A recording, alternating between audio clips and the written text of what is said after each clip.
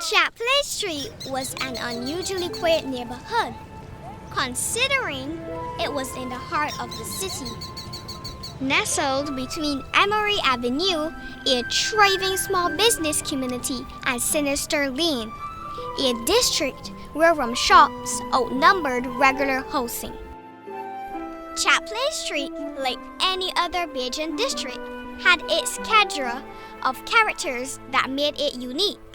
There was Mr. Ramsey, better known as Kettle Rice, because it is rumored that after his divorce, his wife left him with only a kettle and he used it to cook his meals.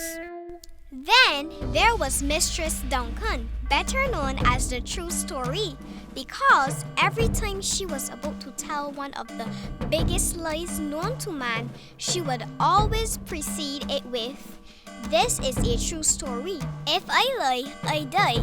Everyone is still amazed that she is still alive today. And then there was Benny the cat, bright and ginger in color. You could see Benny walking down the avenue from 50 feet away. Benny's father was a battle-scarred boar called Binks, and his mother a slender Siamese called Jenny. Don't ask how they got together, but clearly love knows no bounds. It is rumored that Benny's parents were both hit by a car while they were on a garbage can patrol, leaving Benny an orphan kitten. And clearly, the adage that it takes a village to raise a child certainly extends to animals as well, because Benny was adopted by everyone in Chaplin Street. You may ask, but what made Benny so special? After all, there were plenty other cats in the neighborhood. Yes, that is true, but Benny was special. When Benny was a mere kitten, he strolled into the road, causing a motorist to slow down. And in a matter of mere seconds, two children came running across the road. On another occasion, a mother mistakenly left her baby in the car to run a quick errand, and Benny heard the baby crying and jumped onto the roof of the car, purring constantly, which drew the attention of a passerby who broke the glass and rescued the baby. So, from early days, Benny was seen as the rescue cat. He always seemed to be at the right place at the right time to save the day. People would always joke and say that if Benny were a human, he would be a firefighter. Every day of the week, you could see Benny patrolling the length and breadth of Chaplin Street, sometimes being a novelty, other times being a nuisance. After all, he is still a cat, malicious and mischievous by nature. It was a regular Saturday morning in the city district of Chaplin Street. One of the residents, Miss Maxwell, a strong 75-year-old lady who didn't look a day over 50, had started her day. Benny, the chubby, disgusting ginger neighborhood cat, who surfaced extra early on Saturdays, was already on the prowl. People were up and about, some minding their business, others minding other people's business, and some were skillful enough to do both. The elders in the neighborhood were preparing to go down to Cheapside Market to see what they could pick up to put in the pot. Market Day also gave them the opportunity to see old friends and catch up on the latest stories. It didn't matter if they were true or false, as long as the story was good. Nothing like a Saturday morning in the city.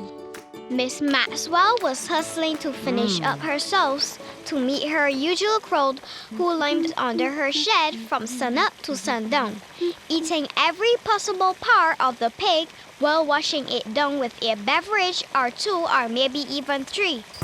Benny's whiskers tingled and his eyes were alert as Miss Maxwell started setting out her containers for the pepper-laced pork and black pudding. She turned the knob on the stove to the off position, or so she thought, and went inside to cool off before going in the bath. Benny purred faintly, looking for any scraps that might have been discarded. Of course, Miss Maxwell didn't want him around trying to poke his pink, always twitching nose or dirty paw into anything she could. Bragadat! She whistled towards Benny, hitting the bedroom door, which slammed shut. A frightened but lazy Benny jumped, running a short distance away.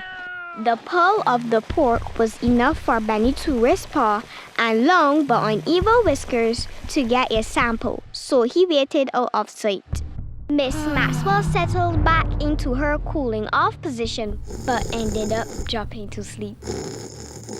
The pot of pork that she thought she had turned off was slowly but surely getting hotter and hotter. Benny paced cautiously a bit, but was soon back to his annoying purring. By this time, the saucepan and its contents were starting to smoke, and Benny was doubly troubled.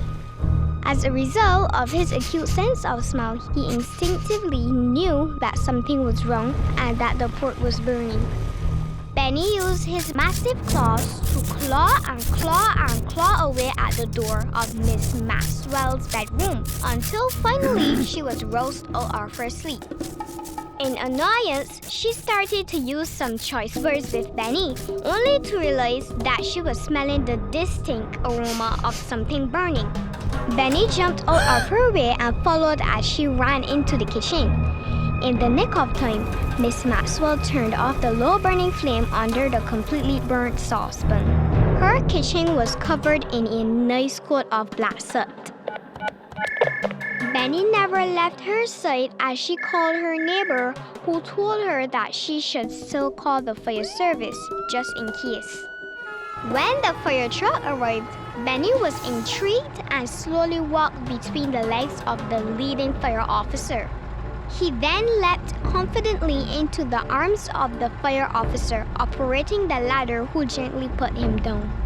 Some of the fire officers entered Miss Maxwell's house and made sure everything was okay before letting her go back inside. Leading Fire Officer Mears told Miss Maxwell that she was extremely lucky, as she could have lost her home and possibly her life if she had not gotten up in time. If not for that disgusting cat Benny scratching at my door, I would have lost everything.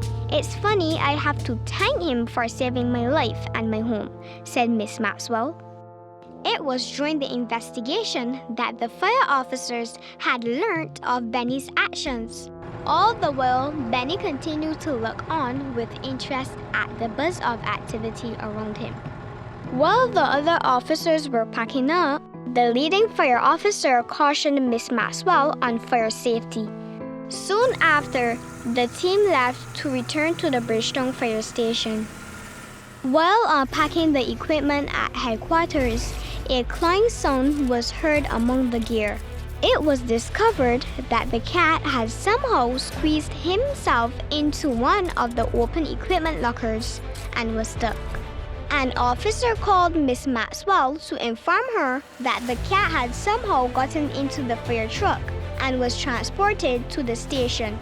Miss Maxwell, however, had no idea who was its owner. The cat had chosen them just as it had chosen Miss Maxwell and her neighborhood. All of the fire officers smiled as they remembered how this cat had knowingly saved a life, and how he had fearlessly jumped into the arms of one of their team members. He was named Benny the Fire Cat and has been at the station ever since. Benny had been recruited